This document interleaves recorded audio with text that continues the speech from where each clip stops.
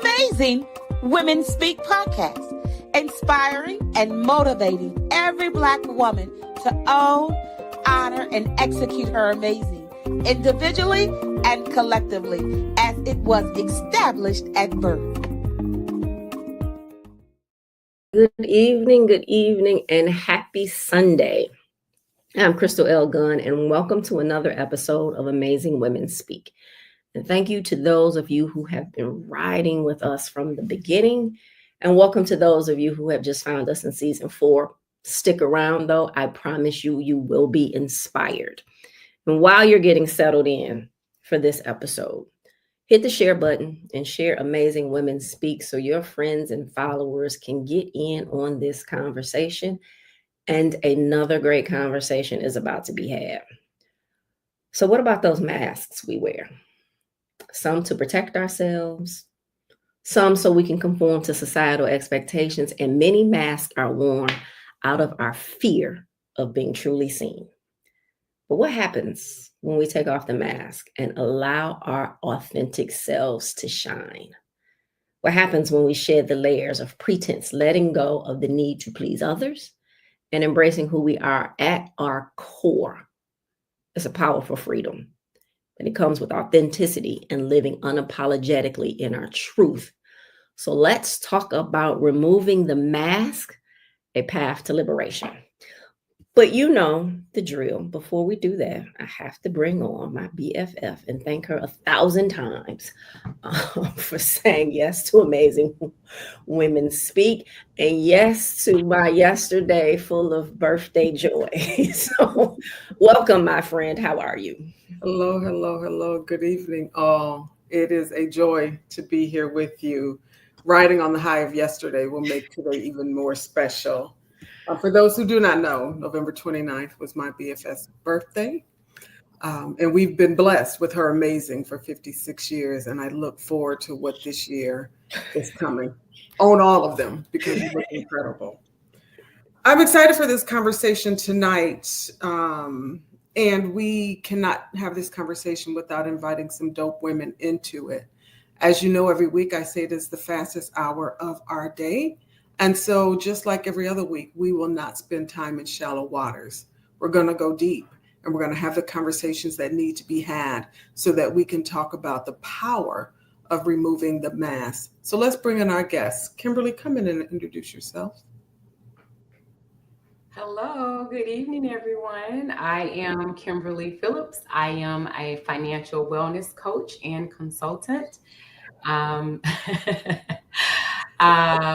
know me and Crystal Gunn, straight 20 in that area.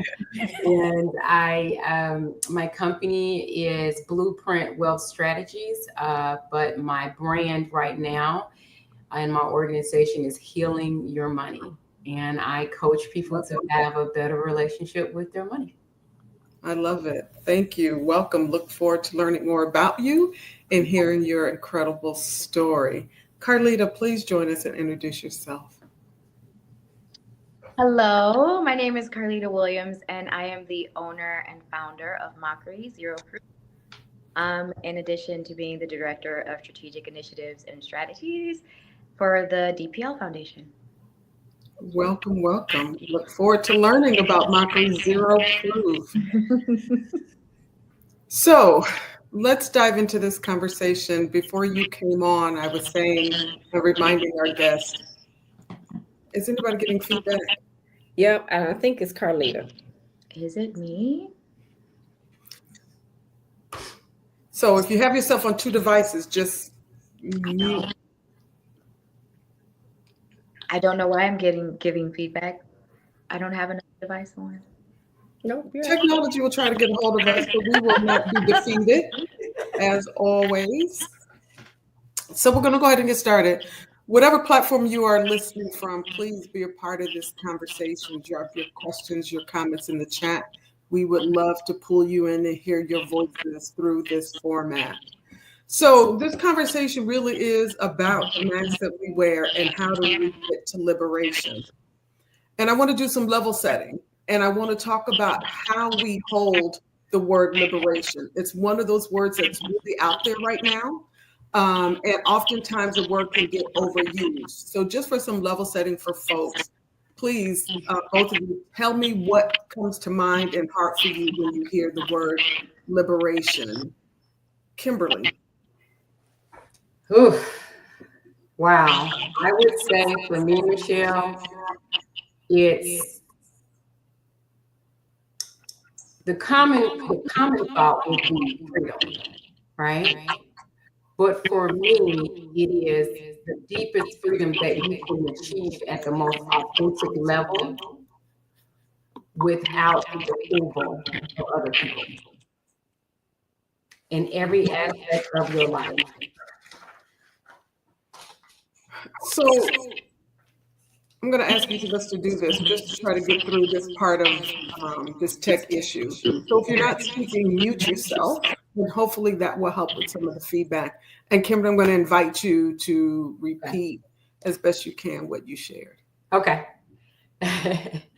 When I think of liberation, I think of liberation from the perspective of not just a freedom from a surface level, but I think of it from a freedom of all layers where you can get to your most authentic self of existence, and that it is not attached to anything or anyone for you to exist.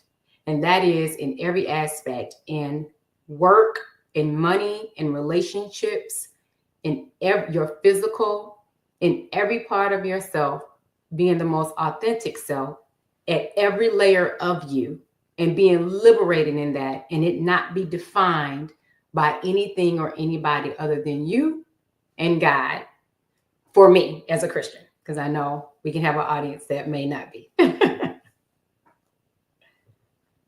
Which is true. And, right, like our audience is clear that we ride hard on our faith on this platform. And we lift him and call his name without apology. There you go. Absolutely.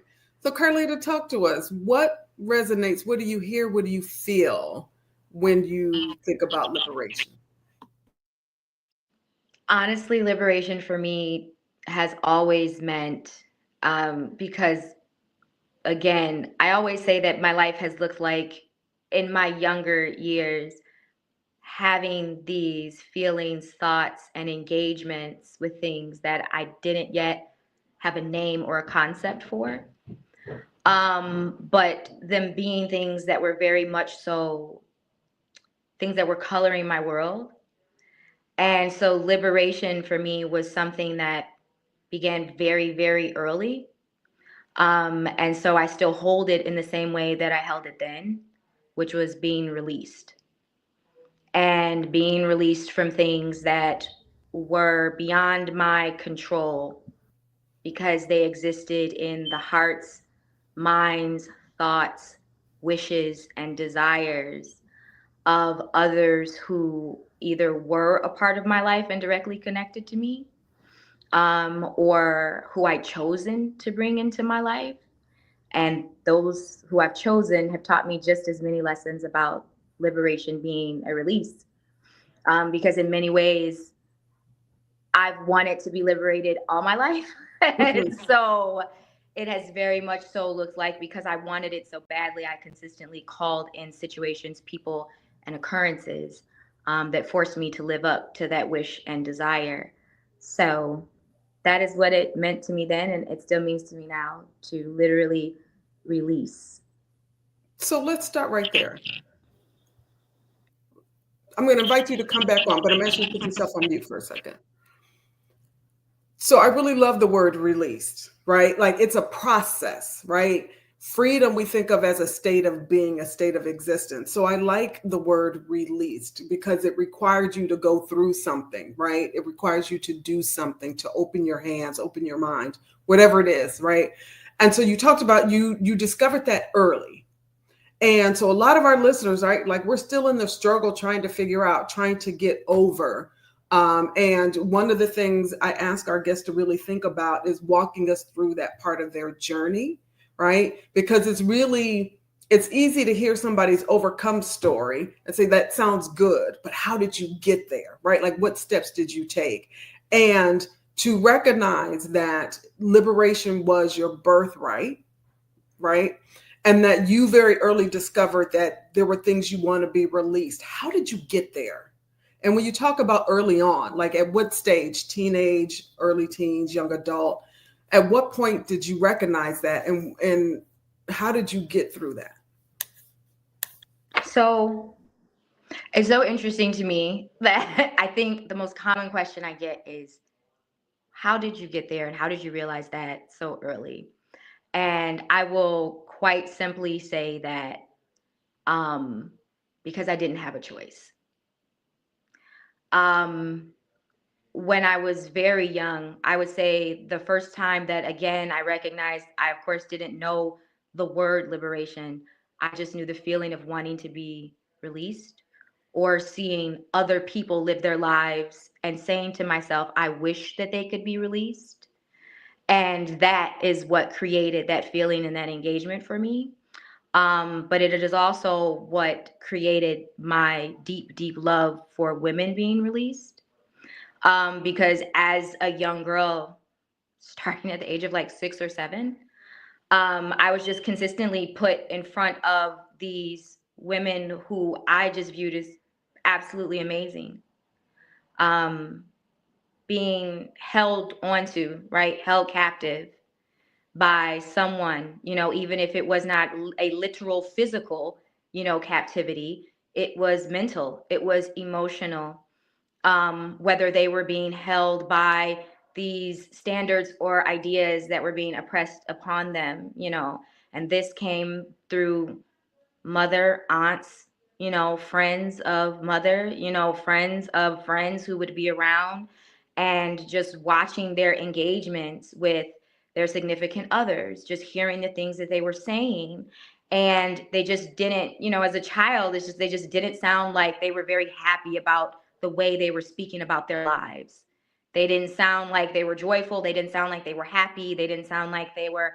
And then when I became an adolescent girl, I began to be able to conceptualize this a little more. And that's where I believe the steps started to take place. Because it was at that point in my life that I said to myself, no one is going to release you, right? No one is going to release you from these things that you feel are holding you. So you have to figure out how it is that you break through this, because no one is just going to open that door and say, okay, there you go. You're free to go from all of these things that are holding you. So it looked like me having to continuously, even today, right? Because I think you're constantly releasing yourself from things, because whether we realize it or not, even if it's the things that come to us in our best wishes, there are always some things inside of that that begin to hold us. Expectations that begin to hold us is an ongoing process. But some of my simplest steps was that I started to write about it. I started to write about what I was seeing. I started to write about what I was experiencing. And from young teenage girls who were friends of mine, we were having these very deep conversations about what was happening to them inside of their relationships, how the guys were treating them. And now looking back on it as a grown woman, it's like really letting myself get grounded by the fact that I was talking to women between the ages of 15 to 17 years old who were having these very deep, tearing away at them relationships with their fathers, with uncles, with cousins, with friends, like all of these things. So I just started writing it down and trying to figure out like what would release them, what could possibly release them. And then just trying to offer them words from what I wrote down or what would come to me and what would release them. And where I am concerned personally, I just started to look at my life as, what am I allowing to hold me? Because that's another thing that I was doing. Like, what was I willingly allowing to hold me? And what were some of the things that were holding me as a result of me not approaching them and slaying that dragon, right? And saying to myself, what is it that's actually doing this? And that's really, really hard. And I always tell people, I did not get to this point in life happy, accepting, joyful or any of that. It's a very painful process. Because releasing yourself means that you have to name someone as your captor. And in doing so, that may look like someone who should not in any way, shape, or form be believed to be that way, whether it's by perception of placement in life by society. But you have to call those things out. And when you do, understanding that you're not only going to stir the pot, you're going to ruffle some feathers, you're going to upset some individuals. And my daughter, just today, we were talking about this, the movie. I can't remember the name of it now, but it's a Disney movie, and it was the family who came together and they had this deep secret, and come to find out the secret they were hiding was that they weren't this perfect family, and all these things in the background. Encanto, was that it? I can't remember what it was. But the steps that I took were becoming responsible for my own release, no matter how ugly that looked, no matter how much I had to accept that there were things that were happening around me that were not okay to people that I love very deeply.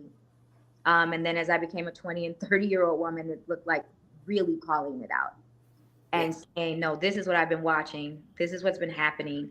And honestly, just not shutting up about it. And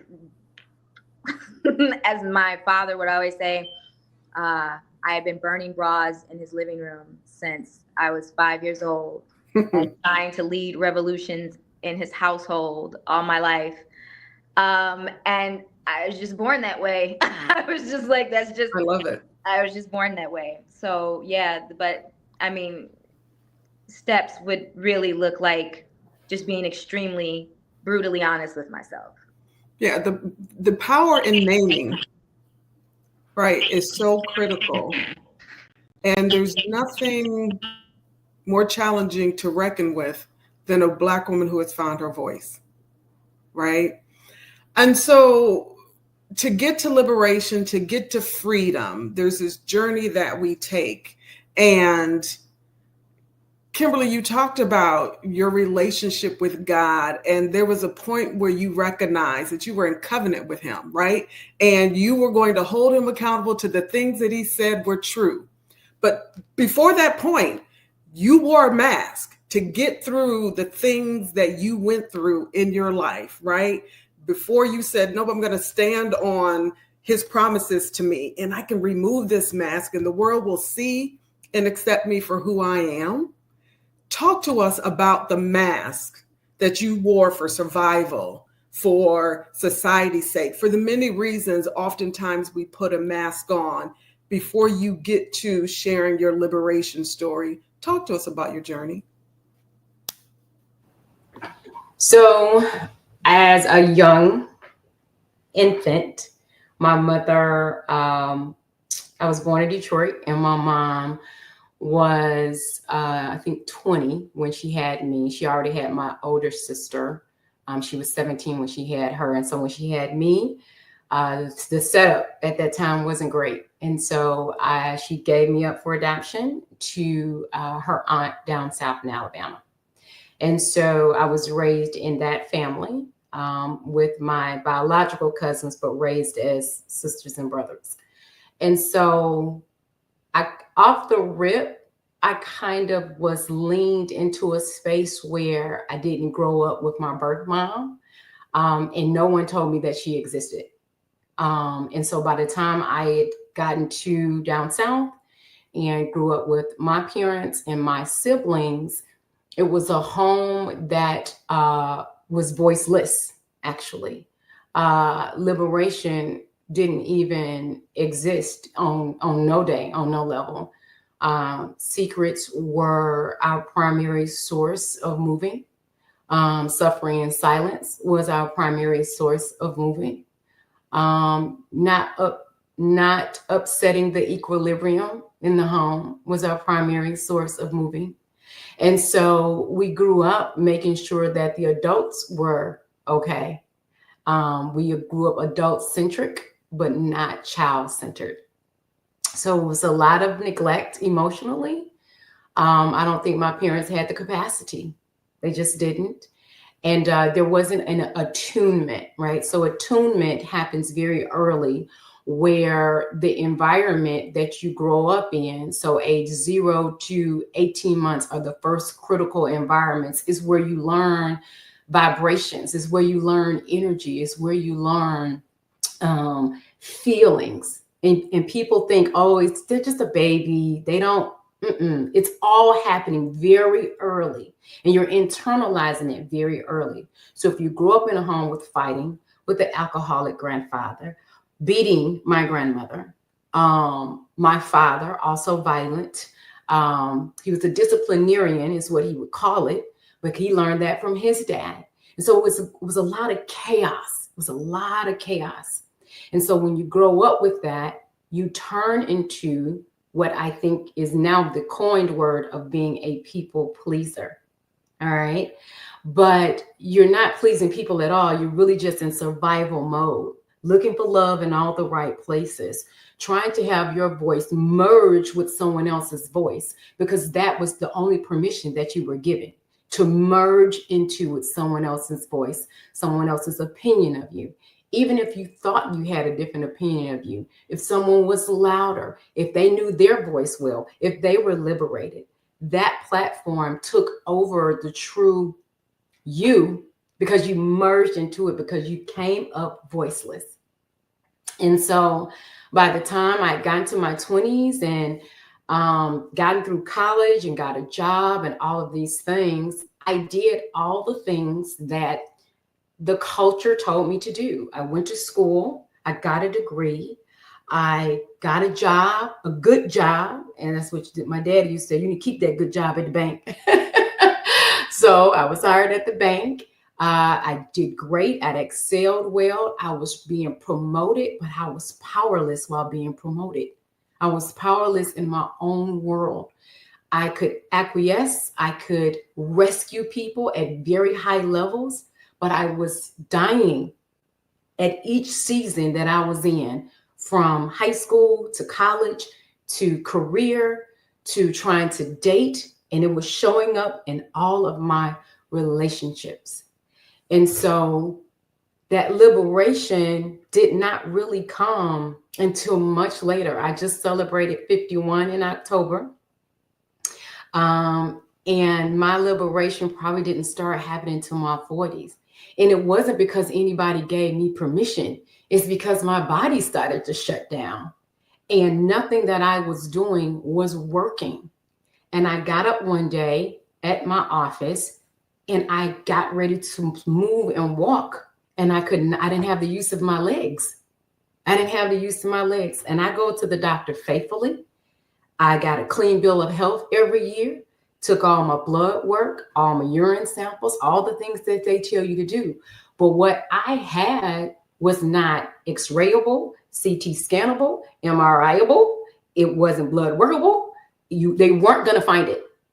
They weren't going to find the abandonment that I had stored in my body and the masking for survival, right? So I think when people hear mask, they think, oh, you're putting something on so you don't show your true self. Well, for me, the masking was an internal thing that just happened to show up on the outside, because I wasn't even aware of who I was, let alone being able to share the world with the world and authentic Kimberly. And so once I got sick, that's when I took a pause and I said, it's something else going on here. And I had wonderful family, friends, a village of people. My parents tried to do what they could, but they were very oblivious to the condition I was in. You know, people can, as you say, loose wrist you, and they'll tell you to pray about it, and they'll tell you to go into your prayer closet, and Jesus is on the main line telling what you want. And I was telling them and dying at the same time. And so I wasn't connected in a way where the liberation was going to be available to me, because I was in relationship with other maskers. So you can't get liberated if you're in relationship and moving with other maskers. And so the fight, I was literally, as the kids say, how the young people say, I was fighting for my life. I really, really was. And so after after years of trying to explore, why do I feel dysregulated if I go out into a social environment? Why do I feel that I have to look a certain way and talk a certain way? Why do I feel that I am so unseen and so unheard? Why do I feel like I got to agree with this conversation, even if I don't? These were things that I had started to explore out of the default that there was nothing else available to me and nothing else was working, and I was getting physically sick from harboring the mask. It just happened to manifest itself internally and externally. I did not have a place to land. I didn't have a place to land. And so eventually, after a lot of research, the internet make you think you're gonna live forever or die tomorrow. It ain't no in between. After a lot of research and crying out and surrendering, and Carlita said it, you gotta identify your captor. That pierced me. I almost fell out this chair. Listen, you got to identify your captor. Even though you're not held in physical captivity, there is a stronghold, right? And you don't have to be strong in a stronghold, but nobody told us that. So when you identify your captor as your home environment, your parents' lack of capacity, their inability to see you and to do anything and protect you, their inability to keep you safe and not exposed and so vulnerable to people who drop you or things that drop you or culture that drops you. You got to identify that origin. But once you can identify that, you still have to do the work because the liberation is an ongoing space. We'll be doing this until we go into the ground. Absolutely. Not because we are just so jacked up, but because each version of you deserves a level of liberation. And it's a level that you haven't identified yet. So you have to be available to the levels of the liberation and disconnect from maskers when your voice is not being heard. I love that you just said that we'll be doing this thing until we go into the ground, right? Sometimes I think people think, okay, well, I'm gonna go get into therapy and I'm gonna do these therapy sessions, I'm gonna do 5 therapy sessions and I'm gonna be good. Or I'm gonna write in my journal and then I'm gonna be good. But one of the things that I've noticed is there's levels to this thing, right? So you figure out the first thing and you heal the first piece, right? And then you go to something else and you heal that piece and something else and then something else. But then you thought this piece down here that you were healed from, you realize, well, wait, I'm not totally healed from there. But you couldn't start to heal, you couldn't finish healing that piece until you heal some other levels and some other things. And I think in that you do have to start giving yourself some grace that you being held captive isn't something that you chose, it's something that happened to you. Now, I always have this question. I think everything happens for a reason, and not knowing the reasons. And this is really to both of you. Like the journeys that you've had, if there wasn't the captors to begin with, do you think you would be living the life that you live now and doing the things, empowering others? Would you be doing that had you never gone through the storm? Absolutely. And I'm a person who, like you, believes that everything happens for a reason. But I think that I believe it in a way that is a lot more, I guess some might call it dark. But dark, I'm one of those people that believes that darkness and light, like they have to coexist, right? In all things in life, in all things that live, breathe, eat, touch, taste, and smell. And whether, you know, a lot of times we want to accept it or believe it or not, I feel that I think a lot of times we talk about things, but we don't talk about them in complete sentences. We speak to them from just kind of like sound bites. And so we'll walk around and proudly say, you know, everybody is born with a purpose. Everybody is born, everybody has a place here. There is something, you are meant to be something great. You are meant to be something amazing. And that may very well be true.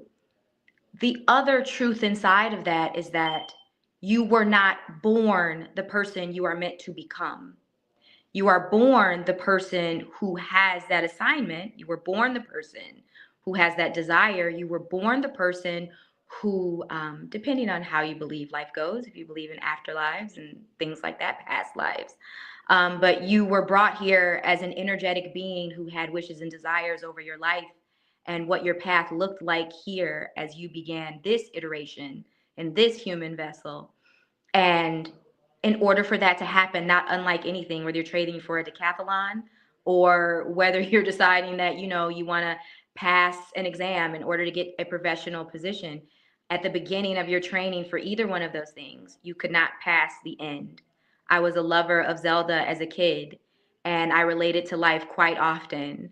And it is that as you moved around each board and you went to each level, you'd go through many villages, you'd go through multiple challenges, and at each one, you'd have to learn a different technique. And at each one, you'd receive different weapons. And those things would allow you, because you couldn't go to that next board and beat anyone in that board or find your way through anything until you picked up these, what I call breadcrumbs or weapons or whatever it is. And as you picked up each one of those, it takes me to how I view life. And there's a movie called Sliding Doors that when I saw it, I was like, somebody stole my life idea. I used to read those books where you'd get to a page and it would be like, oh, to get on the train, turn to page 45. If you'd like to wait for the next train, keep reading. And that is what I believe life is, where we are consistently met with these things, these items, these occurrences, these opportunities, to go down a different trail, to go down a different venture. But no matter what, the things that are going to meet us, there are some that are just like non-negotiables. I know for a fact, I could not be the remedy that I am had I not encountered the poison that I had to. Because if you don't know the poison, how can you ever figure out the remedy? If you don't know and you know it up front, right, and personal, it's very easy to speak to someone from up here, right, that high level of what you believe should be true or what would be ideal. There's something very different when you're talking to and you know it when you're listening to a person or you're talking to a person and you can tell that they genuinely, can we cuss on here? Okay. So, okay. And you can tell that they've genuinely been through some shit. Like they're not just telling you from this picture perfect, you know, in my highest image of no, like they've been through some shit. And they're telling you from that perspective and from that point of view. And so I know I would not be who I am at all. Every negative experience, every wound, every pain, every time life crumbled and I was forced to rebuild it, every time I was reimagining my life, I was reimagining myself, I was recreating myself. I could not be who I am without those things. And it's like the good things are good, you know, and you appreciate them when they come.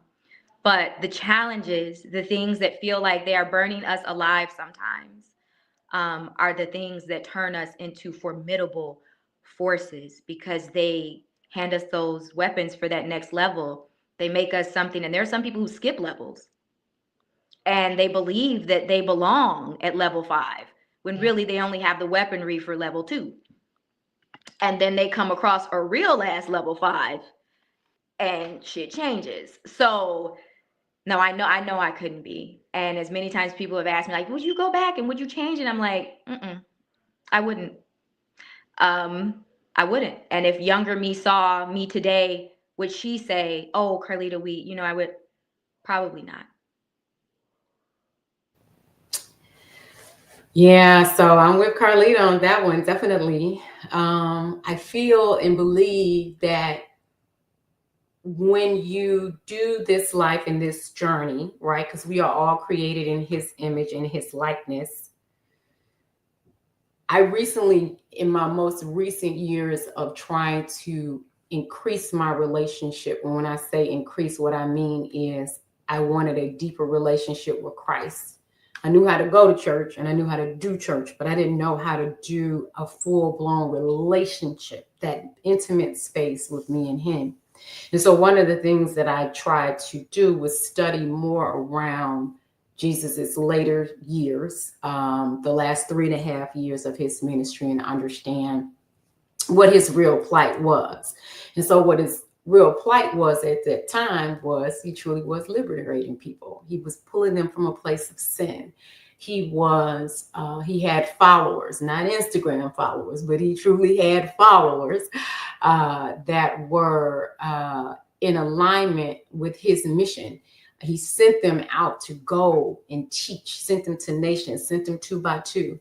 But then he also, was betrayed by Judas. Peter was just off the chain, cutting off ears, denying him left and right. His cousin, John the Baptist, got his head cut off. He gone. These are things where you think to yourself, if somebody cut off my cousin's head, I would be devastated, right? So he experienced things in a very human body, but he also stayed in the likeness of his father, his image. So here's what I believe. We came into this world in his likeness and in his image. Where we got dropped along the way, where we got poisoned along the way, where we were mismanaged at the hands of other people along the way, never changed, right? Why we were even entered into this space, right? My prayer constantly is, God, don't let me leave this earth without getting back to that authentic, pure person that exists in spite of or underneath all of this other stuff.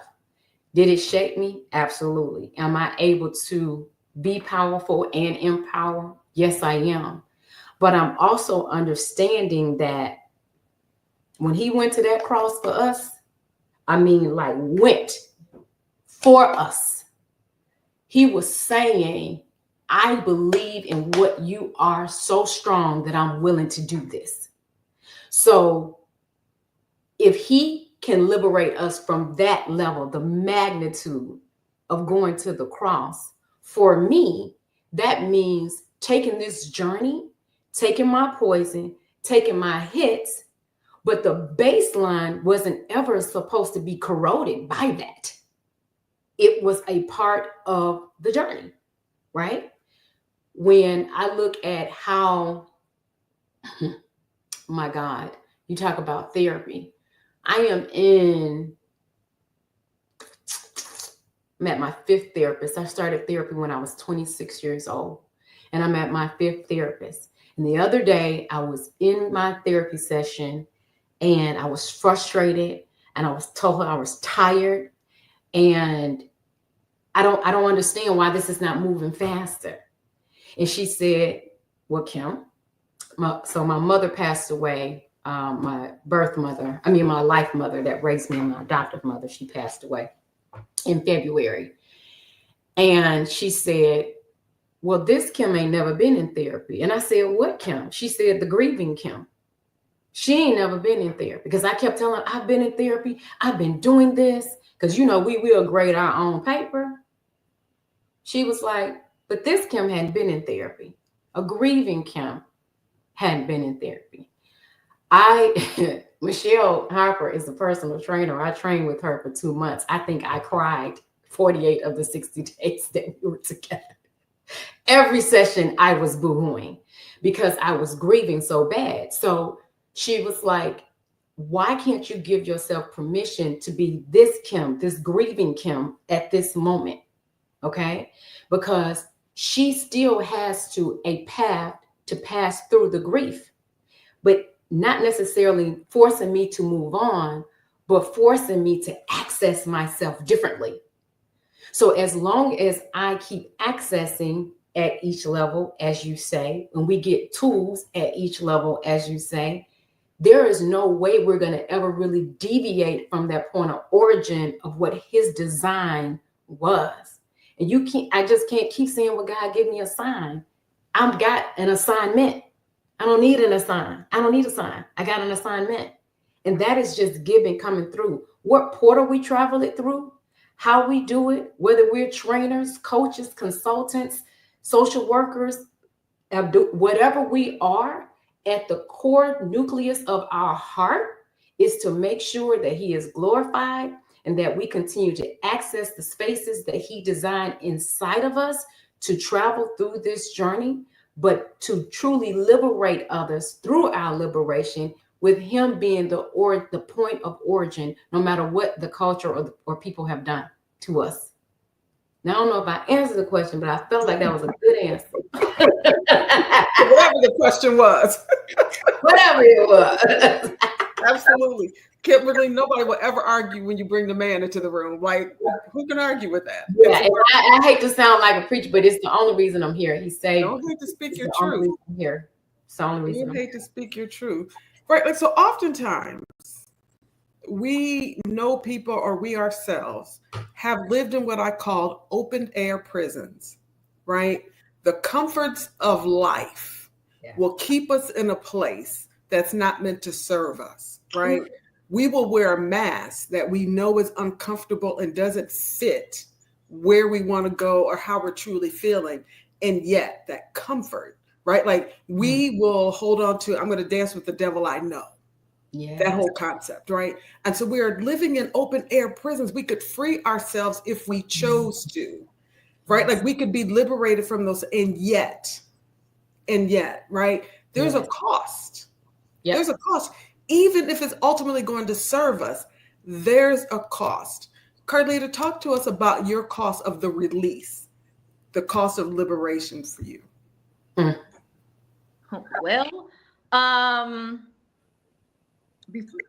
in order to talk about that, I have to address one thing first. And that is that there is also something to be said. There are individuals, I believe, and I believe myself to be one of those individuals, who is not born with a mask and don't live life. They're never afforded the privilege that a mask sometimes can bring. And that can look like consistently not fitting in, because, as you said, when everyone is in an open air prison and not knowledgeable of being in an open air prison, you can become an irritant. You can become a thing that they begin to despise. You can become a forced outsider. You can become this thing they just wish would go away, because you consistently bring up the things they don't want to talk about, the things they don't want to hear. And there were many moments where I wish I had a mask, where I wished that, and I would say to my husband, I wish I could be more like you. I wish that I could just go to fucking work and shut up. Like, I wish that I could just, like, live this life, like, come home, go to bed, wake up, like, and watching people live, and that you crave it because you are so tired of being this person consistently feeling forced almost into this space of being an example, into this space of not, you just don't have it. You just don't. All the time as a child and through my life, from partners, from family members, I would hear, you just don't know when to shut up. You just don't know when enough is enough. You always take it. And so that's why when I heard you say, this is where we go deep, I said, oh shit, I'm in the right crowd. Because this is, hey, hey, I'm the person that'd be in the grocery store with you, like, do you know why you picked up that cauliflower? Did you ask yourself why you picked that over the broccoli? Like, did you ever and there are moments, and there have been moments in my life consistently, daily, where I'm like, I just wish I could stop examining things, just looking at them and wanting, I would just like to press that numb, easy feeling button where I just go into autopilot, like I watch so many people do. Because while I know that shit is horrible, I also know there are certain things they are not having to experience or feel. So what I would say is I've in many points in my life felt like the bird flying over the open air prison.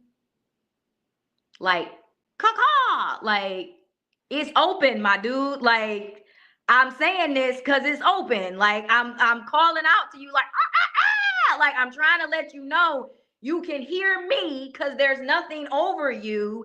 And you can, because think about it, who do you fight the most when you're, as Kimberly was saying, when you're going to doctors and they're telling you like there's nothing wrong, they're running all of these tests that 100% support the physical body but have no real knowledge of the somatic experience of the soul and its experience, and as it's walking through things of the connection with the soul and the body.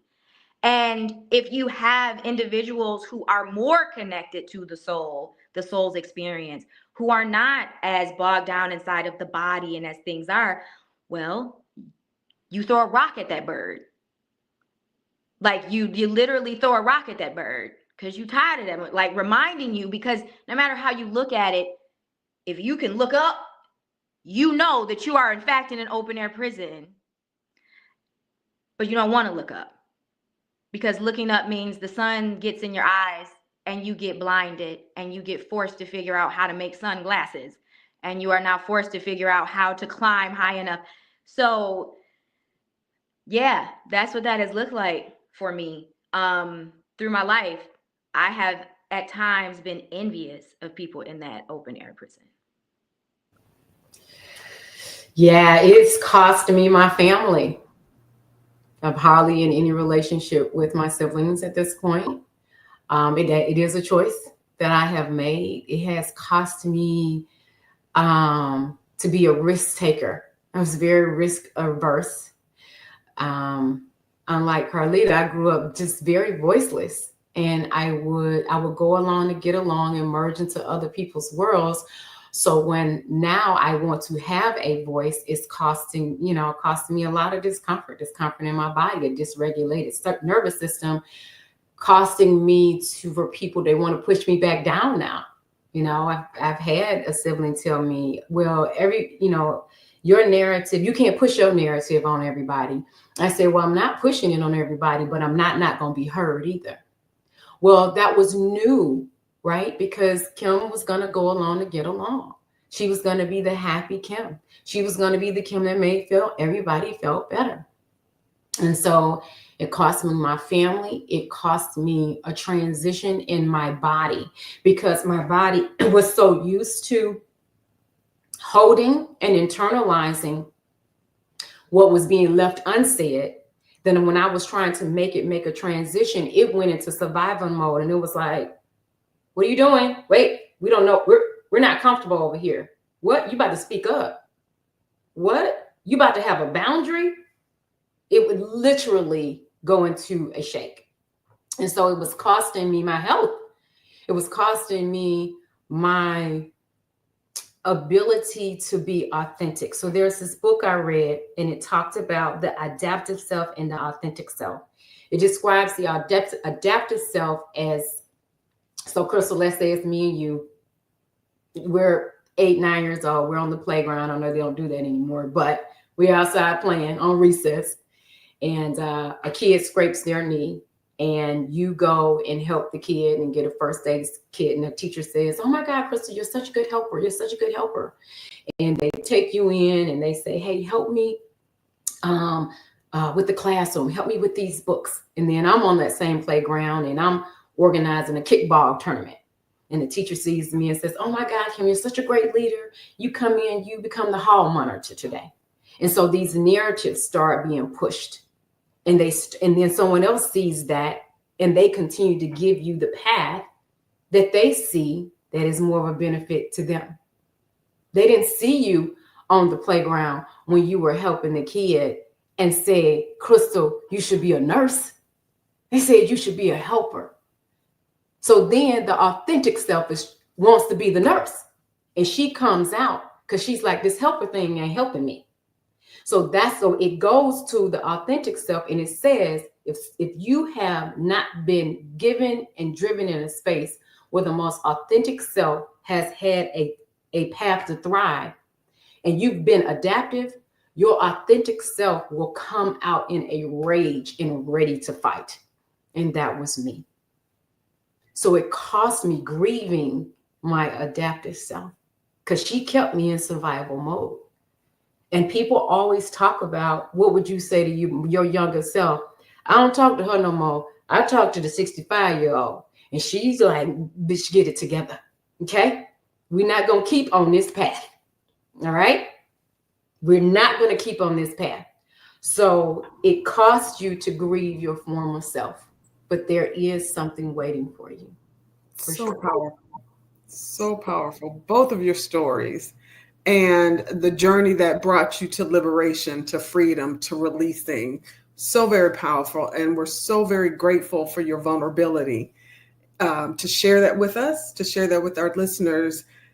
That gave us an opportunity to discover the power of liberation and the cost of the mask and the cost of not having the privilege of being able to hide behind. So very, very powerful. And like I said, this is the fastest hour of our day. And we got to learn a little bit about you, and absolutely want to hear, as we begin to wind this conversation down, how that journey, how these life experiences have landed you to the hats that you wear and the way that you walk through this world as a contributor, right?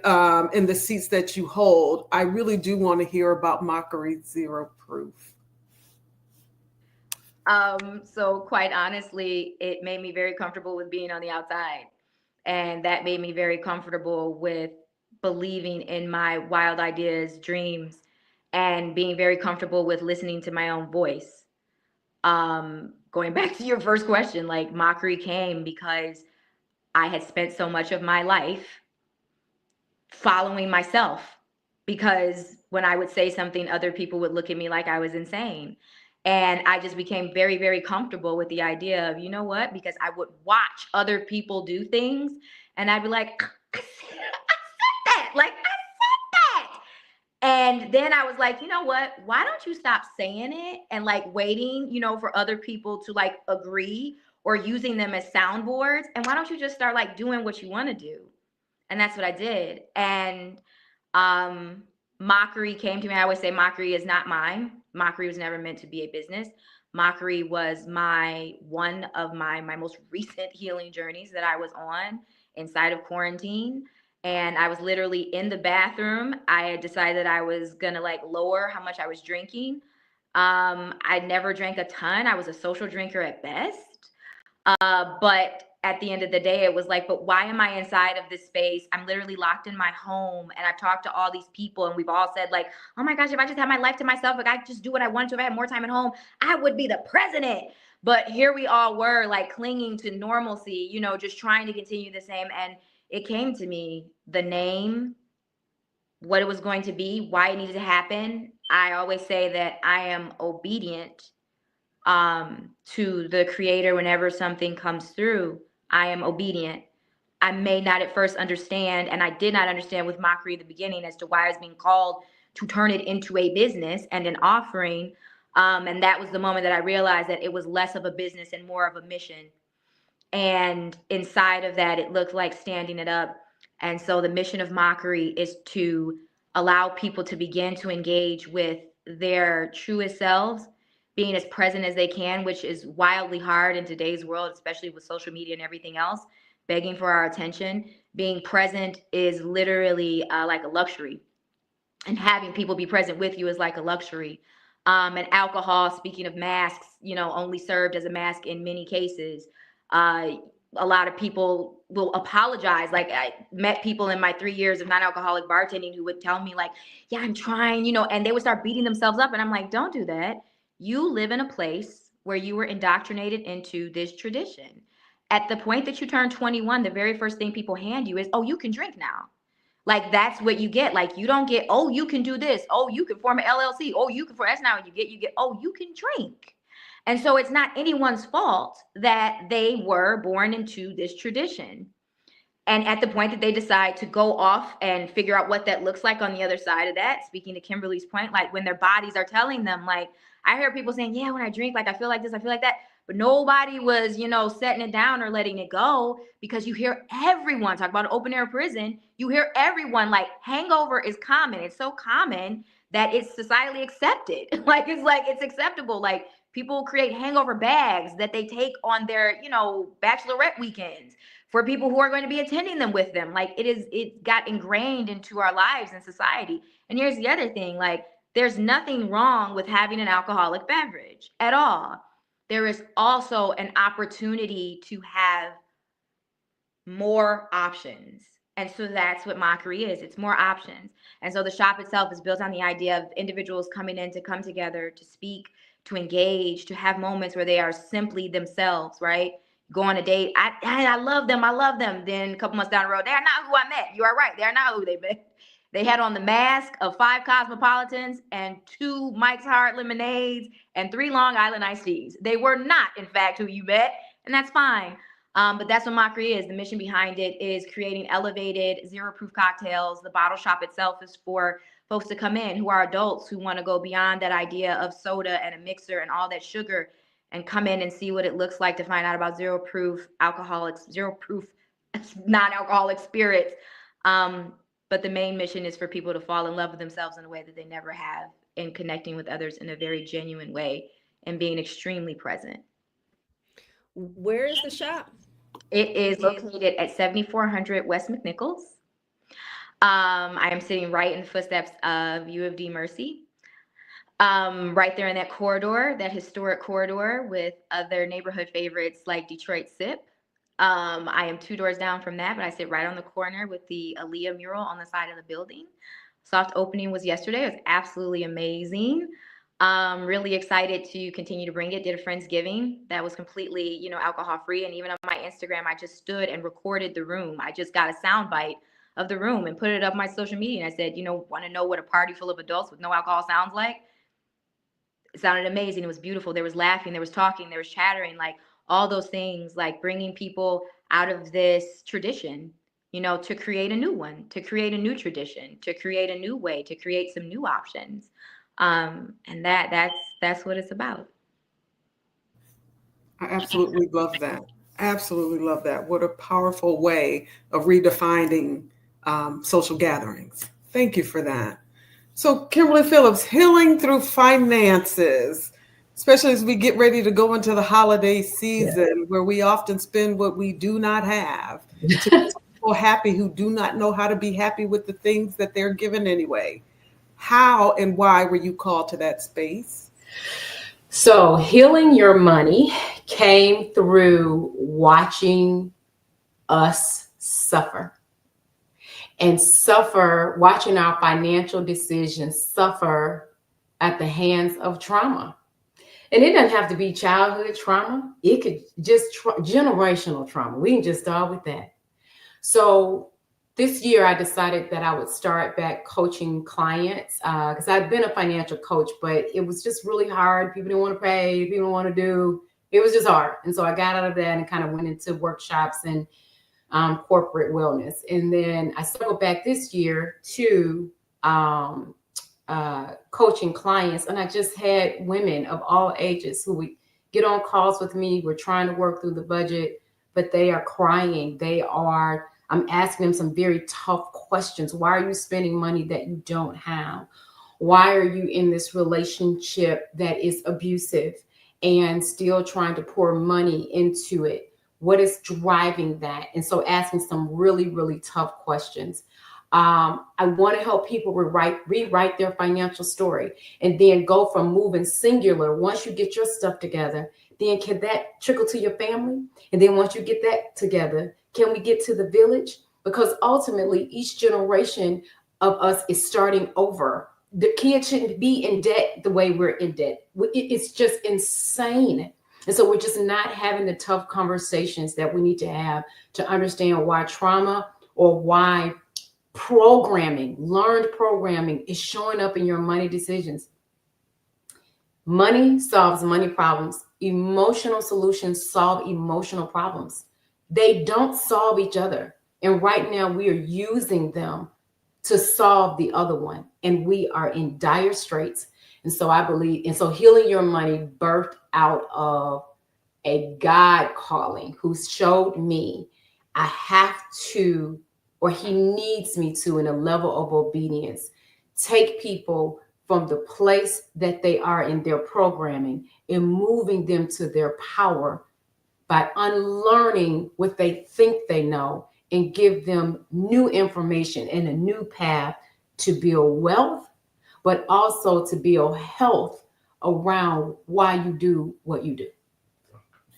Crystal, you shouldn't have that much joy in your face. You just shouldn't. You just shouldn't. She is very So the word is clear, right? Where two or three are gathered. So Kimberly, I guess you're telling me I don't get to look pretty when I don't feel well because my money and my emotions, fine. Fine. I hear it from Crystal all the time, but where two or three are gathered, okay, fine. oh, sure. I receive. I receive.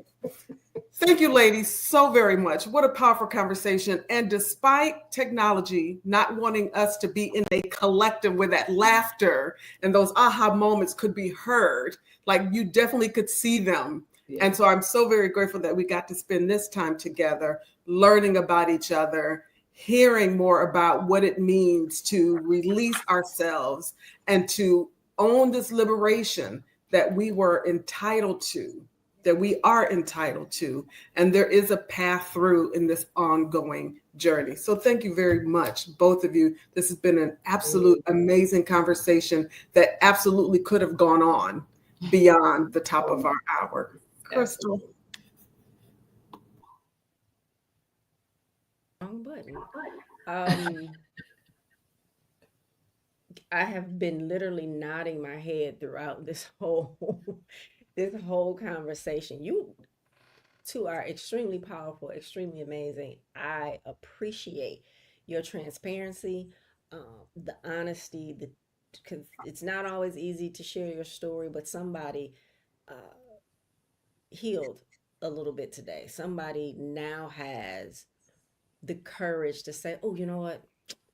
Therapy. I'm going to go get in therapy. Somebody has the courage to say, okay, I'm not going to drink, as much as I did. And to start to climb out of that open air prison. We didn't even have to ask any questions today because you all took it and went down this was the easiest ever conversation, but I believe one of the most powerful ones. And I love it that you told your truth. I love it that you are both walking in being obedient and understanding that what God gave you to do, you're absolutely doing. So thank you. Thank you very much for that. Thank you for joining us today. I am Crystal L. Gunn. I am a Black woman, and I absolutely own my amazing. Michelle? Yes, you do, my friend. So thank you again, both of you. What a dynamic conversation this has been. Crystal, as always, as we talk about obedience, I call yours.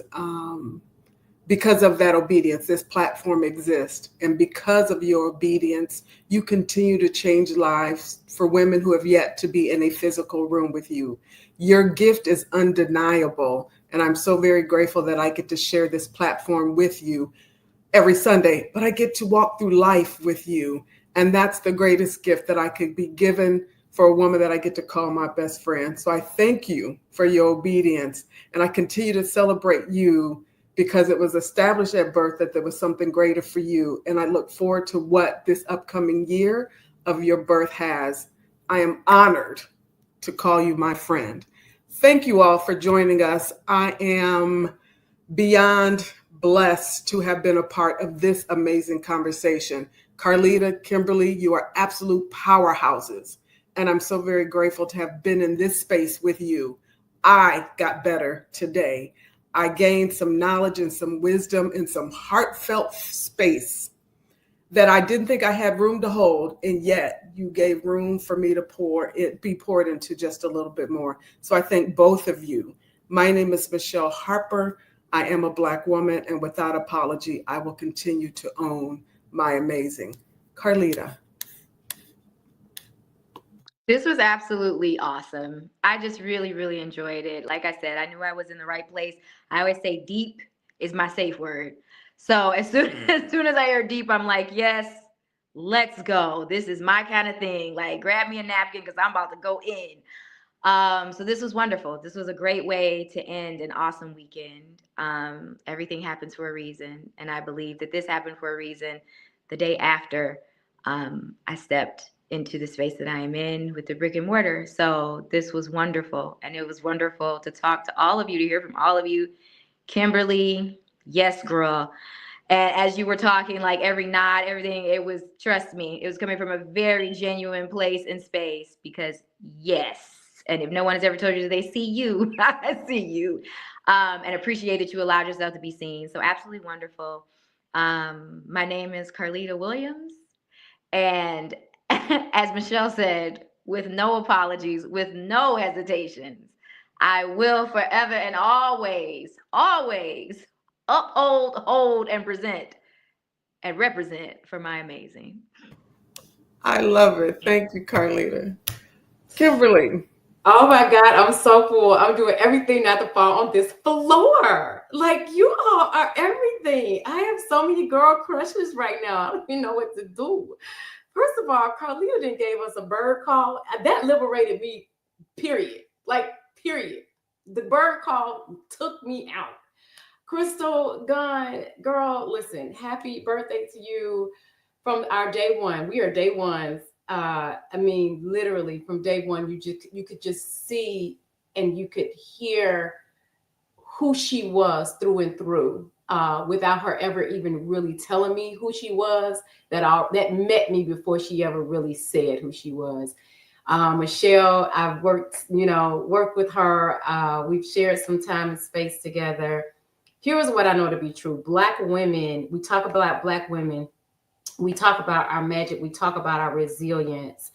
But what really is our superpower is our consistency in our heart space. That is our superpower. It's the consistency in our heart space. And so I'm thankful to have shared time and space with all of you. I too am better in leaving from this. I feel honored and privileged to even be put on this platform and being asked to be on this platform. My name is Kimberly Phillips. I am a Black woman, and I purely, authentically, truly liberated and unmasked own my amazing.